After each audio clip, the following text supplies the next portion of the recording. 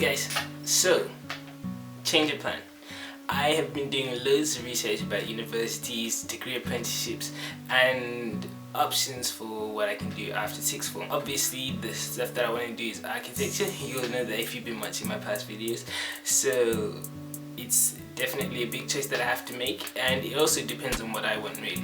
So to become a registered architect, you have to do, I think there's one first course that you have to do, which is a BA honorary in architecture, and that can take between 3 to 4 years.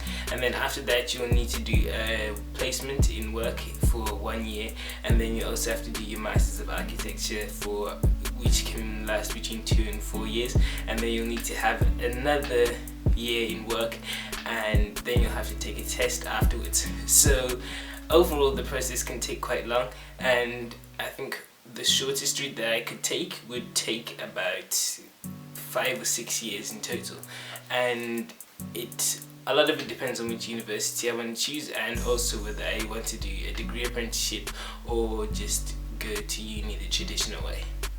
For degree apprenticeships are fairly new, and for architecture there are very few of them. I think when I was searching there was only 2 that I could find for the first course that I want to do.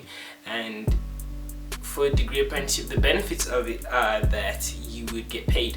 So you'll get a full, well, not a full salary, you'll get, I think the salaries can range between like 10,000 to 18,000 for, well, depending what role that you want to go into.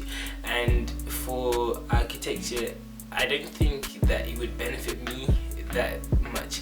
So for one that I researched, I think 1 day you'd spend at the university and 4 days you'd spend at the work, and that doesn't really appeal to me, because for me it seems that it's not going to be much learning and just more practical.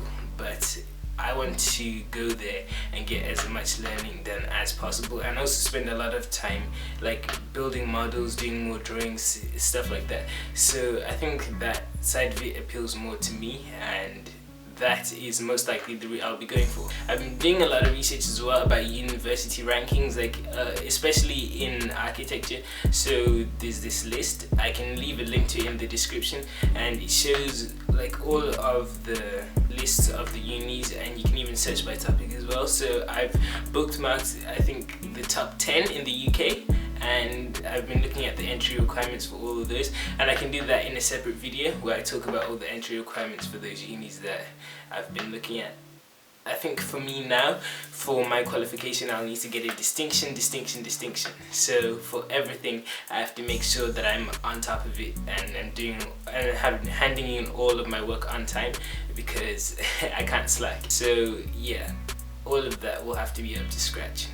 I've got 2 more years before, well, less than that now, but around 2 years before I start applying for uni, and I'm just gonna have to continue doing my research about all the unis that I want to go for, and make sure that I can build up my portfolio, because for every uni that I've looked at so far, they all want a portfolio. And I've been watching a lot of YouTube videos and looking at other people's portfolios, and they are at a really good standard. So I'm going to have to make sure that I keep up to date with my artwork in school as well as at home, because I'm doing a BTech art course at school.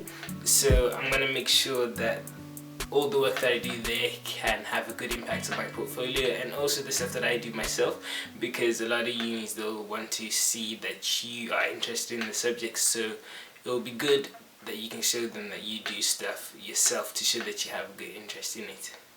So overall, I think that the traditional uni route is going to be better for me, especially because of the subject that I've chosen, rather than the degree apprenticeship. But obviously the degree apprenticeship, I favoured it more looking at it first, because I was looking at the money for it. Now that I've actually looked in depth into the courses, I've realised that a lot of it isn't just about money, it's all about the knowledge that you'll get. And especially for the unis that I've been looking at, they're some of the top in the country and some of them top in the world. If I was to get in those, that will definitely be a better start to my architecture career.